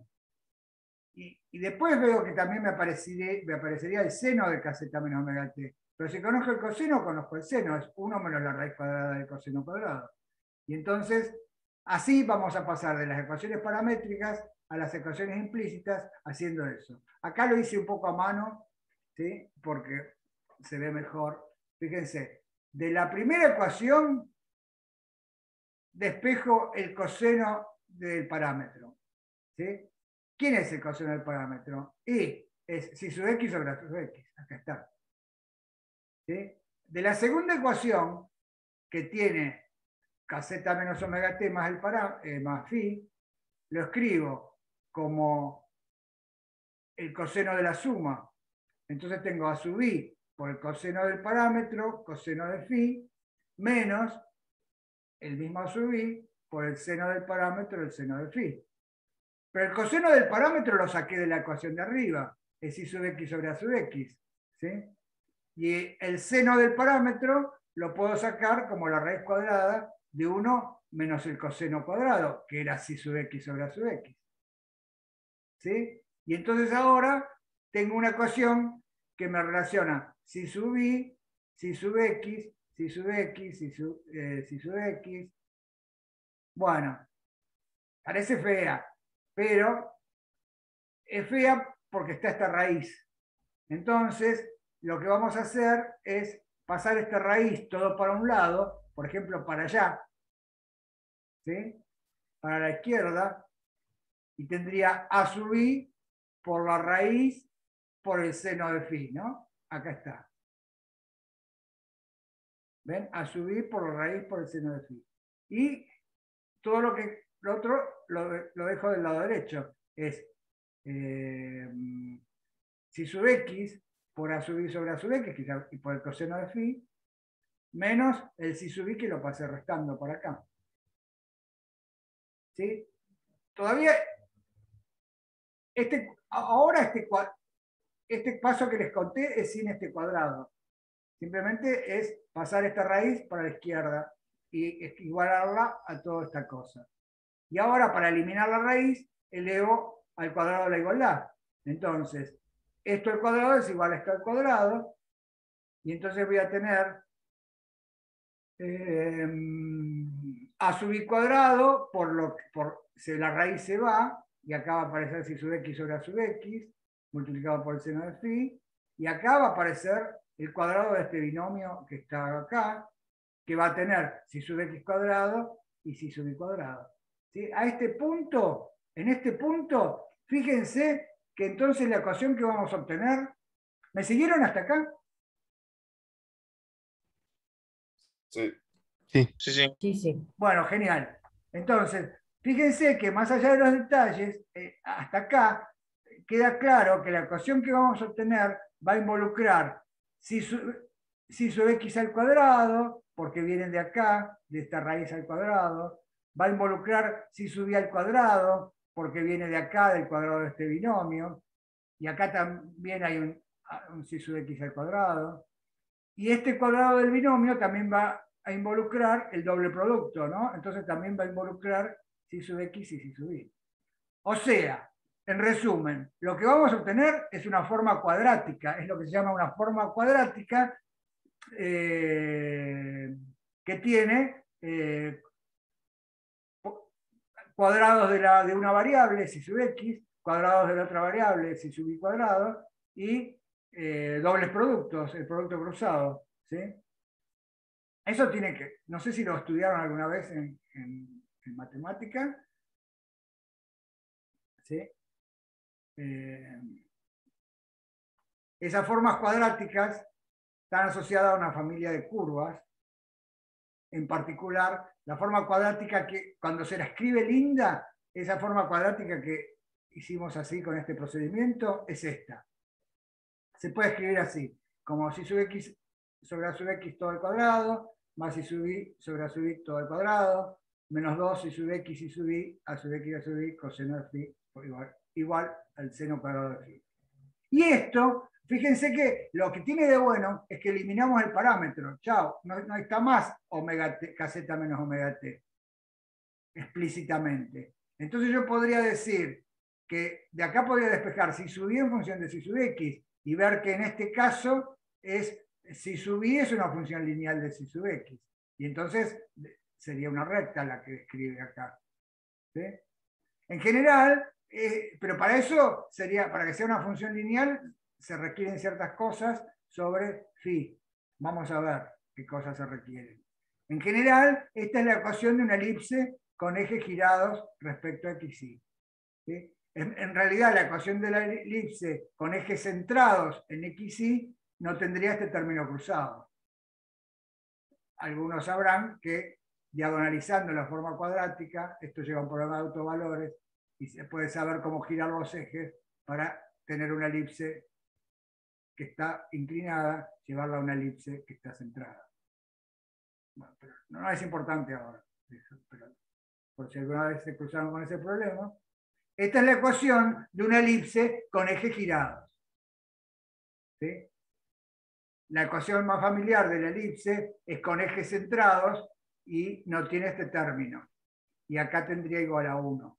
Entonces, justamente fíjense que sería con phi igual a pi sobre 2 o menos pi sobre 2. Porque en ese caso,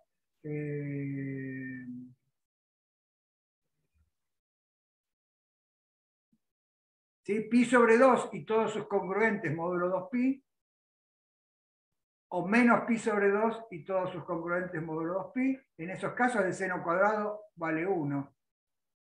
Y entonces, y el coseno vale 0.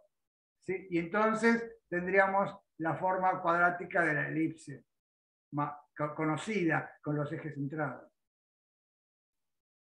Pero bueno, profe, sí. entonces, quiero chequear, no, el resultado al que estamos llegando no es que la relación entre A sub X, entre phi sub X y phi sub Y es de una elipse, a menos que phi sea pi sobre 2 o pi sobre 2 más k 2pi. No, en ese caso que dijiste vos, sería una elipse centrada, con los ejes centrados en los ejes. Ok. Entonces siempre hay una relación no sé si se dice elipsoide o cómo. Es una relación de elipse entre las dos perturbaciones cuando las perturbaciones son armónicas. Perfecto. La conclusión es que en el caso más general de una perturbación unidimensional armónica, el lugar geométrico que ocupan la punta de la flechita es en general una elipse. Esa sería la conclusión. Esa elipse tiene algunos casos especiales, casi como degenerados, que son, por ejemplo, esto. Esto no es una elipse, ¿sí? En este ejemplo. Esto es la que se llama, bueno, es el caso degenerado de una elipse, ¿no? Sería una elipse que tiene el eje así y no tiene nada en la otra dirección. O sea, pero esto se lo llama una linealmente polarizada o plano polarizada. En ese caso, lo vamos a ver ahora. Entonces, quedémonos en esto, que cuando paso de las ecuaciones paramétricas, que son muy útiles y las tengo que mirar y acordarme cómo son, pero con las dos descripciones, con la paramétrica y con la implícita, son mis herramientas para analizar el estado de polarización de una onda transversal. ¿Sí? Entonces, una cosita que les quiero decir es que ustedes podrían calcular, es un ejercicio de la práctica, si sub x cuadrado más si sub y cuadrado, ¿sí? Y tendrían el módulo de la flechita.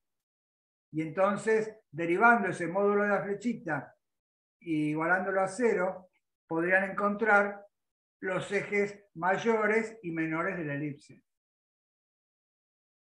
Y entonces se puede mostrar que el ángulo que forma el eje mayor de la elipse con el eje X está dado por esta relación.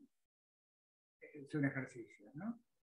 O sea, por ejemplo, miren, acá hay algunos casos. Esta que está acá, que oscila siempre en este plano, ¿qué parámetros tendría acá en la descripción paramétrica? Y tendría que tener 0 en A sub I, porque no se está moviendo en A sub I. Claro, tendría que tener A sub I igual a 0. Esta es una que está solo en X, ¿sí? Estas son de las que estudiamos. Y esta también es una de las que estudiamos. Tendría que tener 0 a sub X. Solo tiene A sub I. Entonces estas se llaman plano polarizadas. Fíjense que están contenidas en un plano. También se las llama linealmente polarizadas, porque si veo venir la perturbación, veo que está siempre así o que está siempre así. Entonces, plano polarizada o linealmente polarizada serían estas. Y corresponden a A sub X igual a 0 o A sub Y igual a 0. O, fíjense, estos planos chanfleados. ¿Sí? Ahora lo vamos a ver. Sería, por ejemplo, que ya lo vamos a ver. ¿Sí? Y en cambio estas corresponderían más a las que vimos del video en la clase o del motorcito de YouTube que vimos. ¿Sí? Son otras polarizaciones. Y todo eso depende de A sub X, de A sub Y y de phi. Y todo lo podemos analizar con total precisión teniendo las herramientas de la ecuación paramétricas y de las ecuaciones implícitas que estarían acá, ¿no? O sea, tengamos en cuenta eso. Y que físicamente esto depende de tres cosas: de la relación de amplitudes entre A sub X y A sub Y, y de la fase relativa entre la componente de la perturbación en X y de la perturbación en Y. Fases y amplitudes. Entonces veamos. Y acá de paso habían preguntado lo de notación compleja. Bueno, en la notación compleja se podría escribir, hay muchas formas de escribirlo, en la práctica van a trabajar con distintas. ¿Ven? Yo lo escribí así, como se escribiría canónicamente un vector, como cartesianamente, ¿no? Una componente en X, en el verso X, más una componente en Y en la dirección Y, pero también lo podría escribir como escribimos los vectores así, como un vector columna, ¿sí? Y si es una onda, y si no quiero usar los cosenos y quiero usar la notación exponencial, podría sacar el día de la I kz menos omega t de factor común, y entonces tendría... y la fase la podría poner en amplitudes complejas, entonces podría decir que A sub X siempre va a ser real, y A sub Y va a tener módulo de fase para tener en cuenta el desfasaje, ¿sí? O A sub X y A sub Y podrían ser complejas, eso sería usar un origen de tiempos arbitrario. Y entonces, por ejemplo, la linealmente polarizada, que estaba esta de acá, la que casi siempre estudiamos, está linealmente polarizada o plano polarizada así, ¿sí? Estaría representada por el vector 0, 1, por E a la I kz menos omega t. Y esta otra linealmente polarizada estaría representada por el vector 1, 0. En cambio, en cambio podría haber otras que sean complejas. Por ejemplo, esta sería que está desfasada la Y, la componente Y está desfasada pi sobre 2 de la componente X, por eso esto, ¿no? O sea que la amplitud en X tiene el mismo módulo que la amplitud en Y, pero está desfasada pi sobre 2, sería una circular. Y esta también sería una circular. Y en ese caso, si trabajamos con la notación compleja, lo que hay que calcular cuando se calcula la intensidad es el producto escalar entre la función de onda y la función de ondas conjugada. Esto para después, todavía no importa, ¿sí? Lo importante es esto. Lo puedo escribir así y si me siento cómodo, está genial. A veces, para sistematizar también conviene... para definir una matriz del sistema, conviene usar esta notación. Entonces, en la práctica... ¿Qué es una matriz del sistema? Bueno, vamos a ver que hay elementos que transforman la polarización. Y entonces esos elementos están caracterizados por una matriz que actúa sobre estos vectores. ¿Sí? Por eso ahora se los menciono muy por arriba, después vamos a volver. Entonces los lentes de sol son tipo una matriz. Claro, los lentes de sol están representados por una matriz que mata una componente. Bueno, entonces ahora vamos a ver algunos casos particulares de esa ecuación paramétrica, de esa ecuación implícita, ¿no? Esta era la ecuación implícita. Fíjense que si phi es 0 y todos los congruentes a 0 módulo 2pi, o sea, si en general es 2mpi, entonces el seno es 0, el seno cuadrado. Y el coseno siempre vale, el coseno de 2pi o de 0 vale 1. Entonces me quedaría el menos acá. Me quedaría esto al cuadrado más esto al cuadrado menos 2 veces esto por esto. Y este coseno y este seno igualado a 0. Entonces me quedaría, fíjense que me quedaría un trinomio cuadrado perfecto igual a 0. Me quedaría si sub x sobre a sub x menos si sub y sobre a sub y, todo al cuadrado igual a 0.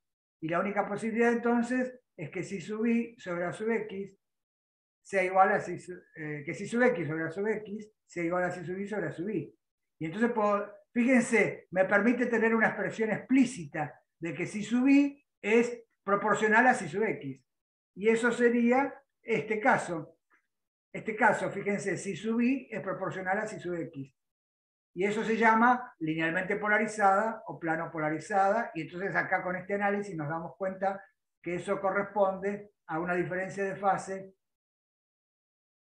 aparente, porque están en fase, diríamos. Las dos ondas están en fase. ¿Sí? Y entonces tengo esto. El estado de polarización es linealmente polarizado, porque la flechita describe una recta. Lo mismo pasa si phi fuera congruente a pi módulo 2pi. O sea, pi, 3pi, un número impar de veces pi. En ese caso, todo pasa lo mismo. El seno sigue siendo 0 y el coseno, ¿qué pasa? Que en vez de valer 1, vale menos 1 el coseno de pi. Entonces, este menos se transforma en un más, y entonces y acá es este amarillito de acá, y entonces, pero de nuevo puedo formar un trinomio cuadrado perfecto. Y entonces, ahora lo que me queda es que si subí, también es proporcional a si sub x, pero con un menos acá. Quiere decir que está linealmente polarizada en el segundo y cuarto cuadrante, así, mientras que en el caso de phi igual a 0 era así. ¿Sí? Entonces, fíjense, ya descubrimos dos estados donde tenemos una ecuación explícita para psi sub i en función de psi sub x. Después, otros que ya habíamos un poco intuido antes, es que phi sea pi sobre 2 o todos los congruentes a pi sobre 2 módulo 2pi. Que en ese caso el seno cuadrado vale 1. Y también si es menos pi sobre 2 y todos los congruentes módulo 2pi. En ambos casos, cuando es pi sobre 2 o menos pi sobre 2 y todos sus congruentes, siempre el seno cuadrado vale 1. ¿Sí? Porque el seno cuadrado de pi sobre 2, el seno de pi sobre 2 vale 1. Y si es de menos pi sobre 2, el seno cuadrado también vale 1. Y el coseno de pi sobre 2 vale 0 siempre, en pi sobre 2 o en menos pi sobre 2 o en todos sus congruentes. Entonces fíjense que eso es lo que les decía de diagonalizar la forma cuadrática, porque en ese caso el coseno vale 0 y se va este término que tiene términos cruzados. Y en ese caso recuperamos una ecuación que es si sub x sobre a sub x al cuadrado, es esta que está acá. Esta es la ecuación de una elipse centrada. Fíjense, es esta. Entonces, cuando phi tiene estos valores o todos sus congruentes, se dice que está elípticamente polarizada, con los ejes centrados con nuestro sistema de ejes. O sea, y otra manera, otra deducción que sacamos de acá, es que para tener una elipse centrada, hay que ponerle diferencia de fases, o hay que hacer un cambio de tiempos para que la fase cambie y tenga estos valores, ¿no? Pi sobre 2 o menos pi sobre 2. ¿Se entendió esto hasta acá?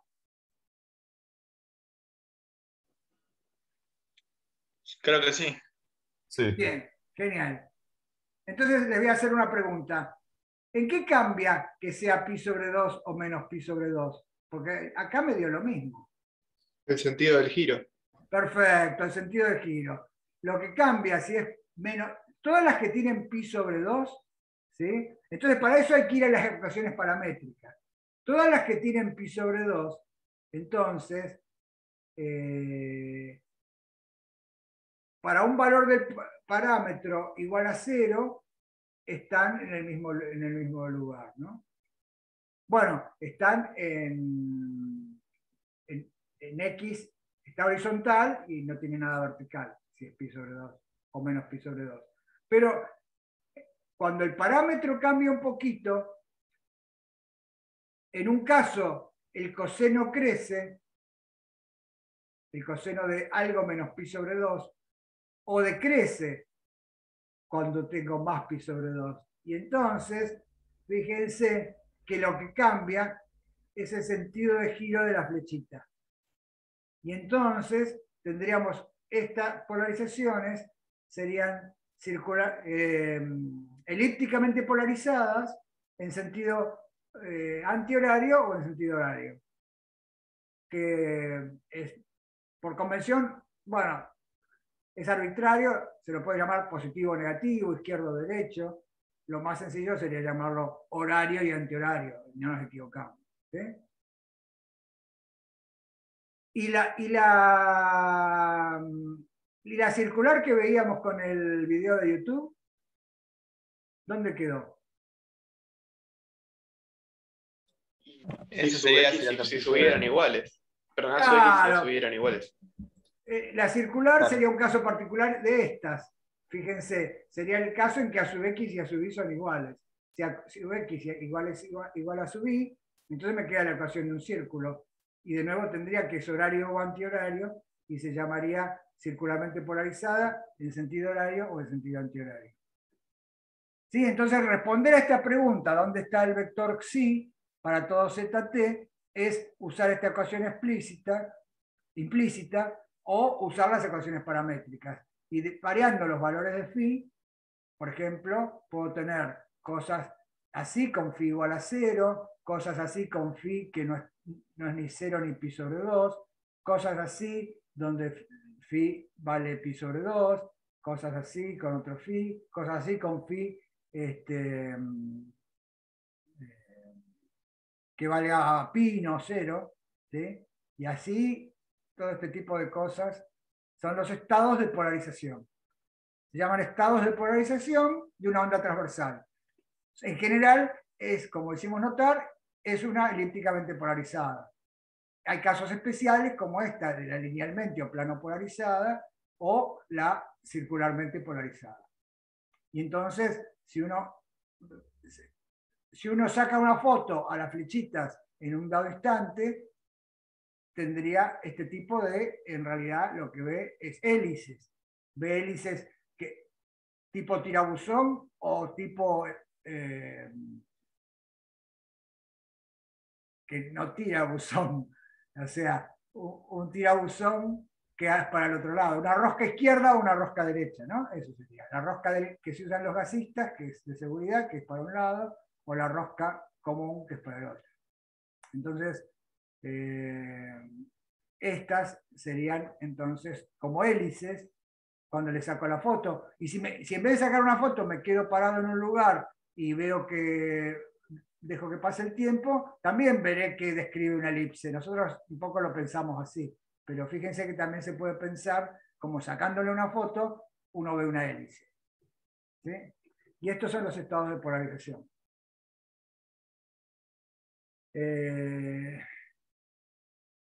Resulta que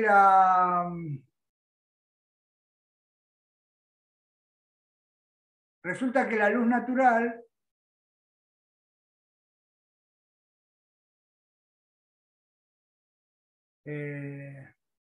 bueno, ahora tendríamos que hablar de uno de los paradigmas de las transversales, que hasta ahora estuvimos hablando del paradigma como la soga, ¿no?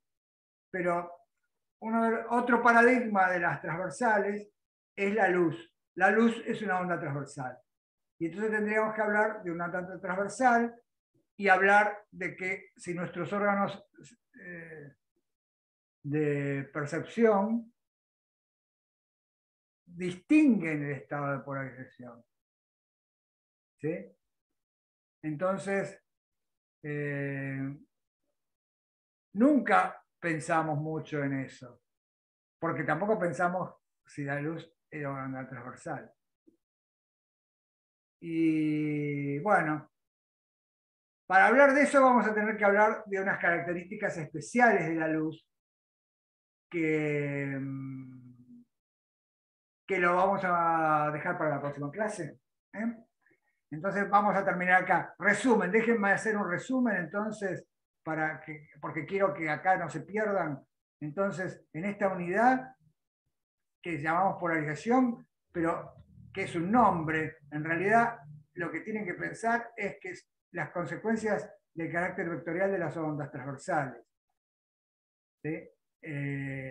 Armamos una onda transversal unidimensional armónica, ¿no? En eso, y la armamos y de ahí sacamos el estado de polarización analizando dos tipos ecuaciones. La más fácil quizá era la escribir la ecuación paramétrica y después, mediante un trabajito matemático, sacamos una ecuación implícita y vimos que la polarización más general era una elípticamente polarizada. Y vimos ejemplos de varios estados de polarización.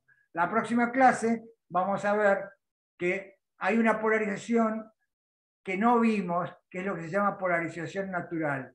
Y eso es cuando la diferencia de fase entre las dos componentes cambia con una frecuencia, con un tiempo característico muy chiquito que el detector no puede resolver. Eso es lo que nos pasa a nosotros con la luz, vamos a ver. Y eso se llama polarización natural. Y después vamos a estudiar cómo podemos polarizar de distintas maneras y cómo podemos fabricar elementos que nos permitan cambiar la polarización. Y entonces vamos a estudiar cosas como la absorción selectiva, las láminas polarizadoras, cómo se polariza por reflexión, y acá vamos a tener que acordarnos mucho de las leyes de la descripción geométrica, y vamos a ver el paradigma de ondas electromagnéticas, que también ocurre con cualquier onda transversal. Y bueno, y por último vamos a terminar con las láminas retardadoras y qué pasa con los cristales y los medios quirales que también alteran la polarización. Entonces este es más o menos el plan para las próximas 3 clases aproximadamente.